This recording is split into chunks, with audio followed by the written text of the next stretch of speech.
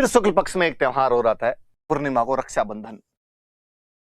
आप ज्यादातर जानते हो, पर हम गांव में आप कभी सुनना, हम इसको रक्षाबंधन नहीं बोलते, राखड़ी पूनम, रख पुन्यू।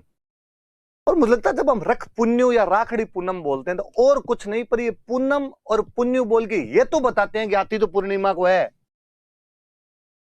पर जब हमारे उसी त्योहार को हम किसी विदेशी भाषा में हिंदी के अंदर पढ़ते हैं तब हम उसे रक्षाबंधन बोलते हैं। और ये शब्द कम से कम पूर्णिमा तो नहीं बता रहा है, और कुछ ही बताता हो आपके, वो फील नहीं देता जो रख पुन्यू में, राखड़ी पूनम में आता है।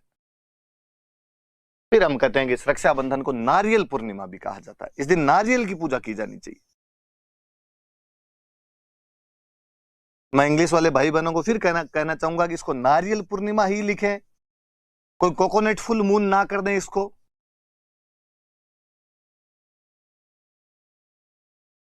ये नारियल पूर्णिमा ही है। कभी घरों में देखा हो तो जब विधि विधान से रक्षाबंधन मनाते हैं तो बाकायदा हाथ में नारियल दे के फिर बहनें राखी बांधती है। ये नारियल पूर्णिमा है।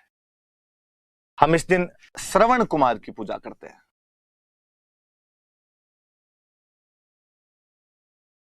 इस दिन श्रवण कुमार की पूजा की जाती है।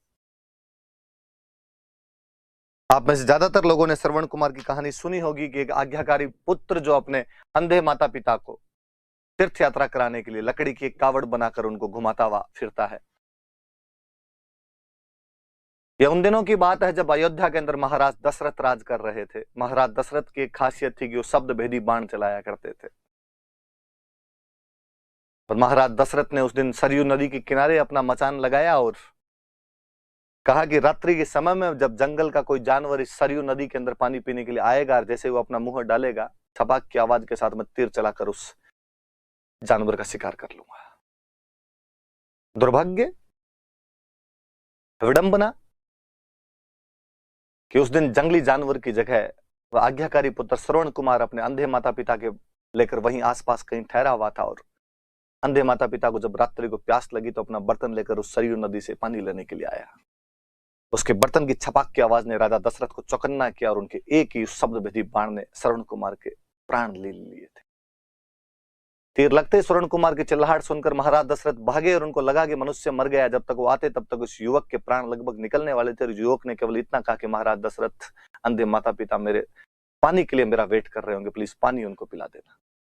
महाराज दशरथ उन अंधे माता पिता के पास गए। कई देर तक तो उनके मुंह से बोलती ना फूट पाई, ना कह पाई कि मैंने तुम्हारे पुत्र को मार दिया है।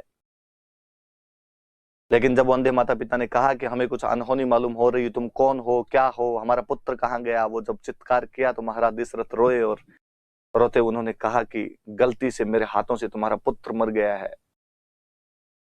अब मैं तुम्हारे लिए पानी लेकर आया हूं, पश्चाताप करना चाहता हूं, प्रायश्चित करना चाहता हूं, जो सजा देना चाहते हो वो दीजिए। अंधे माता पिता ने कहा कि महाराज दशरथ, कोई अंधा माता पिता क्या ही सजा दे सकता है तुम्हें, प्रकृति सब सजाएं सब लोगों के लिए तय रखती है। लेकिन आज हम हमारे पुत्र के वियोग में तड़फ तड़फ के मर जाएंगे और हमारी हाय तुम्हें लगेगी, एक दिन तुम इसी प्रकार अपने पुत्र के वियोग में तड़फ तड़फ के मर जाओगे।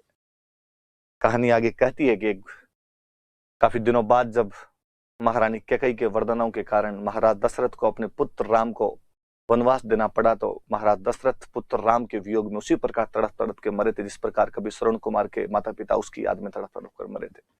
वो दिन रक्षाबंधन का दिन था, वो श्रावण की पूर्णिमा का दिन था, इसलिए आज भी हम उस आज्ञाकारी पुत्र श्रवण कुमार की इस दिन पूजा करते हैं।